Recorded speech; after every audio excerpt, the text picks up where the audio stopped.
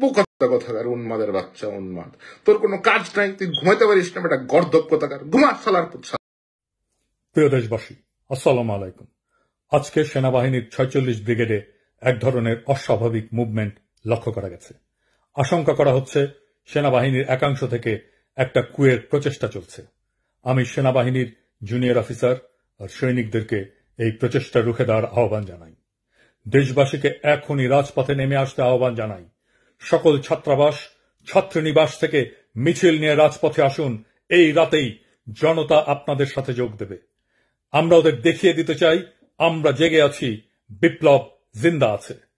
প্রয়োজনে রাজপথে ইস্তাম্বুলের মতো শুয়ে পড়ে ট্যাঙ্ক আর আর্মার্ড ভেহিকেলের গতিরোধ করবেন। মাদ্রাসা থেকে নেমে আসুন আমার ভাইরা, সকলে আজ রাতেই। এটা আমাদের বাঁচার লড়াই। হাসিনার খুনে বাহিনীকে যারা বাঁচাতে চায়, যারা আবার দেশটাকে ভারতের তাবেদার বানাতে চায়, তাদের রুখে দিয়ে আমরা আমাদের স্বাধীনতা, সার্বভৌমত্ব রক্ষা করব ইনশাল্লাহ। এখনই নামুন রাজপথে। এই রাজপথেই মুক্তি, এই রাজপথেই জীবন। প্রয়োজনে আবারও দেব এক নদী রক্ত, কিন্তু বিপ্লবকে ধ্বংস হতে দেব না। ইনকিলাব জিন্দাবাদ। প্রিয় দেশবাসী, এই মুহূর্তে ফ্রান্সের রাজধানী প্যারিসে একজন লোক ইনসমনিয়ায় আক্রান্ত হয়ে উন্মাদের মতো প্রলাপ বকছে। এই উন্মাদের কাছ থেকে আপনারা নিজেকে রেহাই করে রাখুন। এই উন্মাদ বিকারগ্রস্ত হয়ে গিয়েছে।